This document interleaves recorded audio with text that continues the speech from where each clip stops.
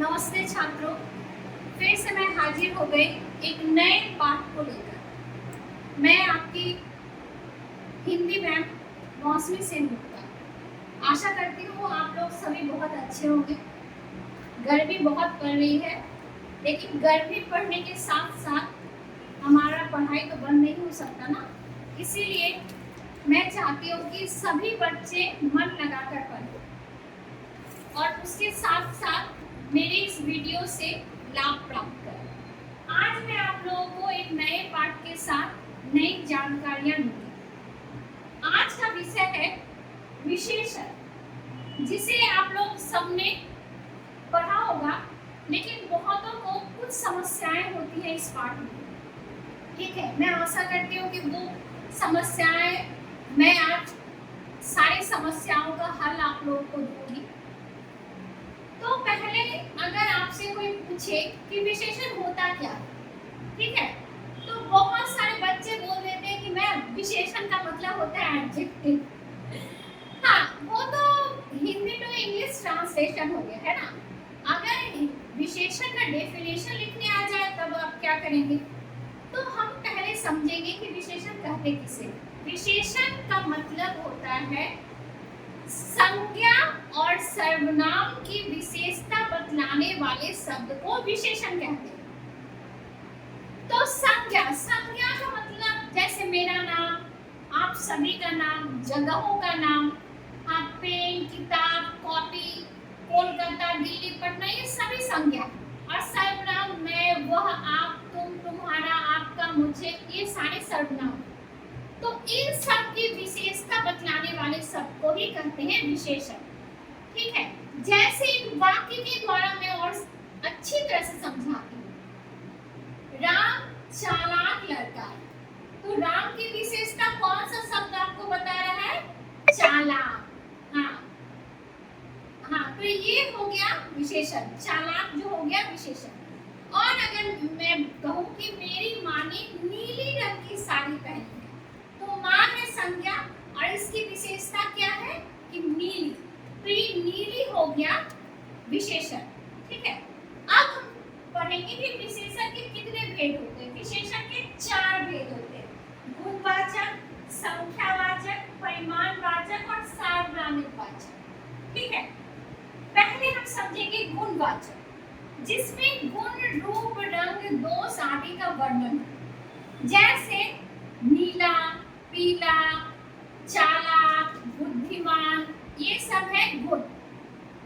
तो अहंकारी, घमंडी, ये सारे हैं गुण। जैसे सोहन ने लाल रंग की कलम रखी है, तो ये लाल हो गया गुणवाचक विशेषण। और सेकंड है संख्यावाचक। संख्या का मतलब होता है नंबर्स, जिसको हम बोलते हैं। जिस वाक्य से, जिस शब्द से संख्या का बोध होता है, उसी को हम संख्यावाचक विशेषण कहते हैं। जैसे एग्जाम्पल में पेड़ पर 2 चिड़िया बैठी है, तो चिड़िया कितनी है? 2, तो ये हो गया संख्यावाचक विशेषण। और संख्यावाचक विशेषण के भी फिर 2 भेद होते हैं: निश्चित संख्यावाचक, अनिश्चित संख्यावाचक। तो निश्चित संख्यावाचक जिसमें संख्या की निश्चित माप हो, और अनिश्चित संख्यावाचक जिसमें संख्या के बारे में हमें पता ना हो। ठीक है, जैसे मैंने इसके पहले ही बोला, पेड़ पर 4 पक्षी बैठे, तो यहाँ हमें पता है कि पक्षी कितने हैं? 4, तो ये हो गया निश्चित संख्यावाचक। और जैसे मैं बोलूं कक्षा में कुछ विद्यार्थी पढ़ रहे हैं, तो ये कुछ हो गया अनिश्चित संख्यावाचक। अब है, मुझे आशा है कि संख्यावाचक आप लोगों के सामने बहुत अच्छी तरह से क्लियर हो गया होगा। अब मैं परिमाणवाचक के बारे में बताती हूँ।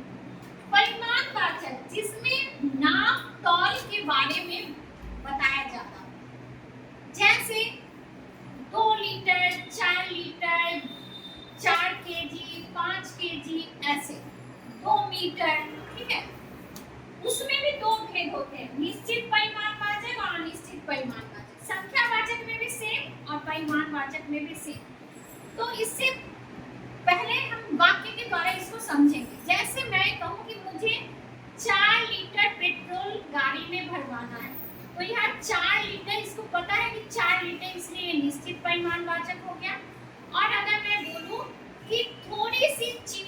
मुझे ला दो, तो ये थोड़ी सी हो गया अनिश्चित संख्या हो जाए, थोड़ी सी 250 भी हो सकता है, 100 ग्राम भी हो सकता है। इसलिए इस संख्या के बारे में, परिमाण के बारे में ठीक ढंग से हमें पता नहीं है, इसीलिए हो गया अनिश्चित परिमाणवाचक विशेषण। और लास्ट वन है सार्वनामिक वाचक विशेषण।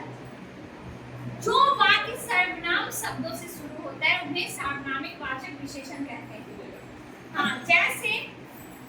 जैसे वह राम की गाड़ी है, वह हो गया सार्वनामिक वाचक विशेषण। यह घर मेरे पिताजी का है, यह हो गया सार्वनामिक वाचक विशेषण। तो इस प्रकार हम सार्वनामिक वाचक विशेषण के बारे में भी सीख चुके होंगे। तो आपको आशा है कि आप लोग सब विशेषण के बारे में बहुत अच्छी तरह से समझ चुके हो। इसके साथ ही मैं आज का ये सेशन यहीं पर समाप्त करती हूँ। और अगर विशेषण में कहीं भी कोई भी दिक्कत हो तो आप अपने प्रश्न को कमेंट्स बॉक्स में लिखें। मैं उन प्रश्नों को अगले वीडियो में उत्तर देने की कोशिश करूँगी। और मेरे चैनल को सब्सक्राइब जरूर कर दें, क्योंकि जब सब्सक्राइब करेंगे तभी आपको नए नए वीडियो मिलेंगे और नए तरह के शिक्षा अर्जन कर पाएंगे। नमस्कार।